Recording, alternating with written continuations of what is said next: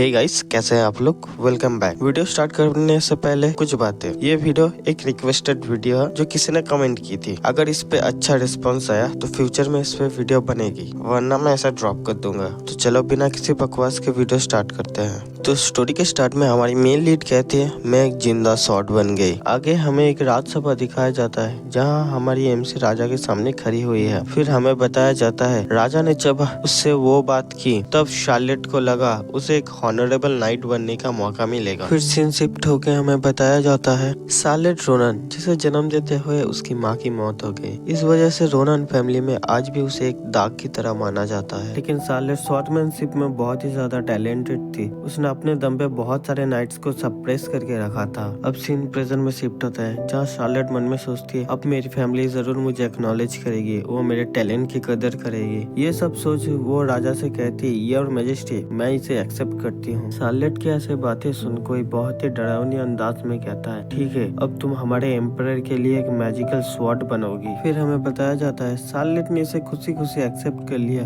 बिना ये जाने कि इसका मतलब क्या था। नेक्स्ट सीन में हमें शार्लेट को दिखाया जाता है जो बहुत ही ज्यादा दर्द से तड़प रही थी और उसके आसपास में बहुत सारे लोग खड़े थे। उनमें से एक आदमी कहता है क्या ये अभी भी जिंदा है। दूसरा आदमी कहता है ऑफ कोर्स ये शार्लेट रोनन है। और एक आदमी कहता है ये सच में हमारे एम्परर के मैजिक स्वॉर्ड बनने की वर्दी है। फिर हमें बताया जाता है क्या किसी जिंदा आदमी को एक स्वॉर्ड में बदला जा सकता है। लाइफ गॉड का दिया हुआ सबसे बेहतरीन गिफ्ट है और किसी को भी किसी के लाइफ के साथ ज्यादा छेड़छाड़ नहीं करना चाहिए। गाइस यहाँ पे क्या लिखा था मुझे बिल्कुल भी समझ नहीं आया, इसीलिए मुझे जितना भी समझ आया मैंने बोल दिया। और एक बात ये मानवा मैं पहली बार पढ़ रहा हूँ, इसीलिए कोई भी गलती हो तो मुझे माफ कर दे। स्टोरी में आगे कोई चिल्ला के कहता है यस हम लोग सक्सेसफुल हो गए, ये किसी जादू से कम नहीं, फाइनली हमने इसे बना ही लिया। फिर हमें बताया जाता है फाइनली उन्होंने शार्लेट को एक जिंदा शॉट बना ही दिया। फिर हमें शार्लेट को दिखाया जाता है जो रोते हुए अपने मन में सोचती है ये सब क्या है, क्यों मुझे हर बार सफर करना पड़ता है। फिर कोई शार्लेट से कहता है तुम्हें तो अपने ऊपर गर्व होना चाहिए, तुम्हारी बॉडी हमारे एम्परर के स्वॉर्ड बनाने के काम में आ रही है। फिर हमें शार्लेट को दिखाया जाता है जो बहुत ही ज्यादा पेन में थी और वही आदमी उसे दोबारा कहता है तुम हमारे एम्परर के स्वॉर्ड बनने के लिए एकदम परफेक्ट हो, एक स्वॉर्ड जिसके पास खुद के सोचने की क्षमता है। फिर हमें बताया जाता है किसी भी लाइफ को क्रिएट करने की ताकत सिर्फ गॉड के पास है, लेकिन इस दुनिया में मॉन्स्टर्स को मार के भी एक क्रिस्टल पाया जाता है जिसमें बहुत ही ज्यादा ताकत है और शार्लेट को रोज जोर जबरदस्ती से एक ऐसा ही क्रिस्टल खिलाया जाता था। ऐसे ही शार्लेट रोनन ड्यूक के यंगेस्ट डॉटर को एक ऐसे सुंदर स्वॉर्ड बना दिया गया जिसके पास सिर्फ शार्लेट का दिमाग था।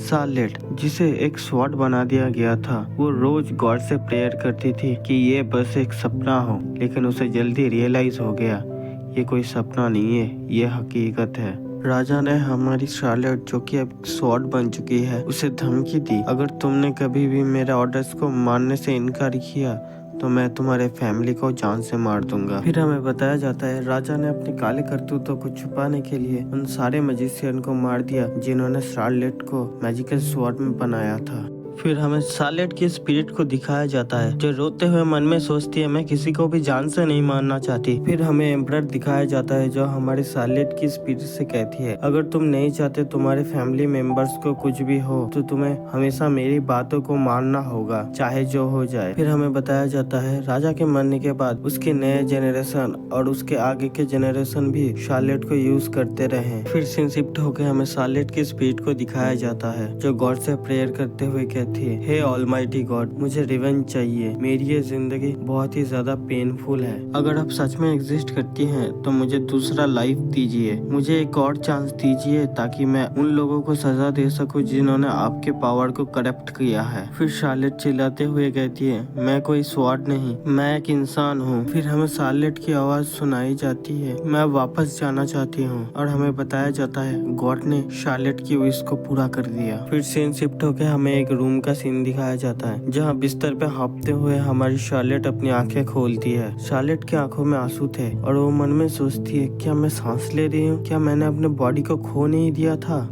शार्लेट धीरे धीरे बेड से उठते हुए सोचती है मैं अब एक स्वॉर्ड नहीं रही, ये एक इंसानी बॉडी है। शार्लेट सोचती है फिर से कोई ड्रीम तो नहीं जो मैं एक स्वॉर्ड बन के देख रही हूँ। इसीलिए वो बेड से उठकर अपने पैरों से खड़े होने की कोशिश करती है लेकिन वो गिर जाती है। शार्लेट फ्लोर पे गिरी हुई सोचती है सब कुछ नया जैसा लग रहा है। फिर शार्लेट धीरे से उठ के बैठती है और मन में सोचती है 400 साल हो गए, ये किसी मिरेकल से कम नहीं कि मैं टाइम में वापस आ पाई। फिर वो शीशे में खुद को देख के कहती है मैं वापस आ गई। फिर हमारी शार्लेट कहती है मैंने सब कुछ खो दिया, मैंने एक ऐसी लाइफ गुजारी है जहाँ पे सब कुछ एम्पायर के भले के लिए ही था। मुझे पता है मेरा कोई यकीन नहीं करेगा लेकिन सच तो यह है उस एम्पायर ने सिर्फ अपने फायदे के लिए मेरा यूज किया है। जब मेरा लाइफ बर्बाद हो गया था तब ना ही उस एम्पायर ने ना ही इस एम्पायर ने किसी ने भी थोड़ा सा भी गिल्टी महसूस नहीं किया। सब लोगों ने सिर्फ मेरा यूज किया। इसीलिए मैं इस एम्पायर से उसका सब कुछ छीन लूंगी और इसे कीचड़ में फेंक दूंगी। किसी को भी प्राउड फील नहीं होगा इस एम्पायर का सिटीजन होते हुए। मैं इस एम्पायर को डिस्ट्रॉय कर दूंगी। और शार्लेट के इतना कहते ही आज का ये एपिसोड यहीं पे खत्म होता है। मैं आपसे मिलूंगा नेक्स्ट वीडियो में, तब तक के लिए बाय बाय।